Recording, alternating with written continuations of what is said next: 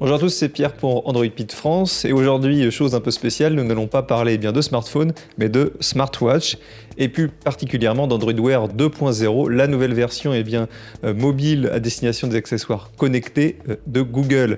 Alors, nous pouvons attendre la sortie finale d'Android 2.0 qui débarquera le 9 février prochain. On a pris notre Huawei Watch au bureau et on a installé tout simplement la dernière développeur preview d'Android Wear 2.0.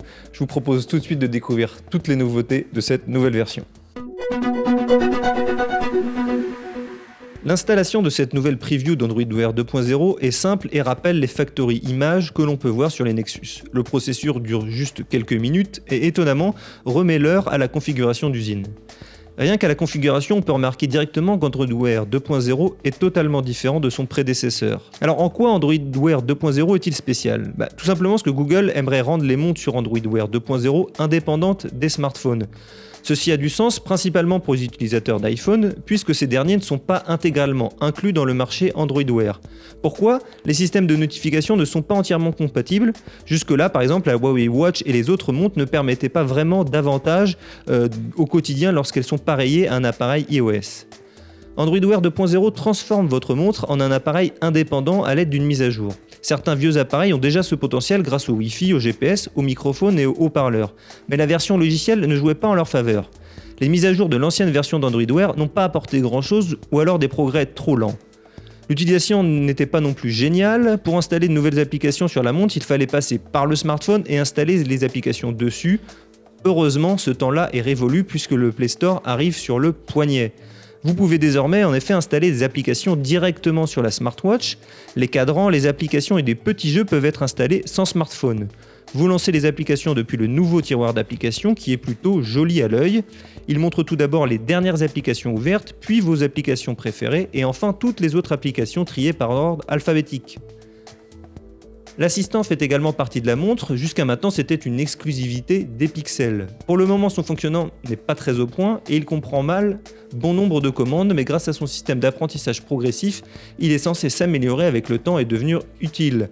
Sur la preview d'Android Wear 2.0, il n'est disponible malheureusement qu'en anglais.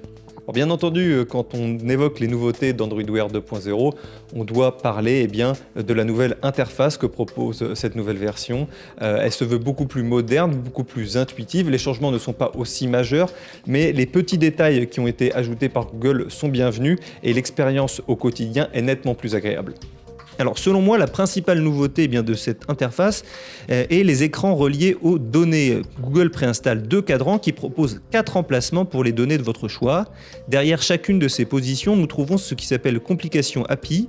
Les données sont affichées, elles sont récupérées depuis une application qui est sur le smartphone ou sur la smartwatch.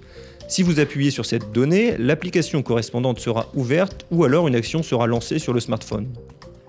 En tant qu'utilisateur, je trouve ceci pratique et il l'utilise de temps en temps. Au travail, j'apprécie par exemple d'avoir accès aux rendez-vous, aux contacts, aux notifications et à la boîte mail. Quand je fais du sport aussi, je m'intéresse à mon pouls et au nombre de pas et utilise le minuteur et l'alarme. Il est tellement facile de passer d'un cadran à l'autre sur Android Wear 2.0 qu'on peut utiliser la montre comme ça. Android Wear 2.0 a également amélioré le système de configuration rapide et de notification. Ces dernières sont désormais comme sur les smartphones tournant avec Android Nougat, triées par application et avec une possibilité de réactivité immédiate. Vous pouvez ainsi répondre aux messages de chat ou encore archiver vos emails. Un petit clavier vous permet même d'écrire les messages. Dans la preview, il était même disponible en français avec Swipe.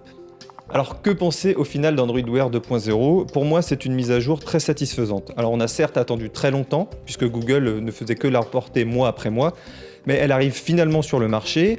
La bonne nouvelle, c'est que de nouvelles smartwatches vont également accompagner la sortie de cette nouvelle version. Et puis les anciennes smartwatches ne sont pas oubliées, puisque certaines vont bénéficier de la mise à jour, et ça va permettre de leur donner tout simplement une nouvelle jeunesse, de les faire revivre. Les changements de l'interface sont les bienvenus. Le Play Store intégré est également une bonne nouvelle. Bref, plutôt satisfait des travaux de Google sur cette mise à jour. Si vous n'êtes pas d'accord, n'hésitez pas d'ailleurs à le commenter en dessous dans la vidéo. N'hésitez pas également à vous dire si vous avez déjà craqué pour une smartwatch. Et n'oubliez pas de vous abonner à la chaîne, de liker ou de partager la vidéo. Et on se retrouve très vite sur Android Pit pour une prochaine vidéo.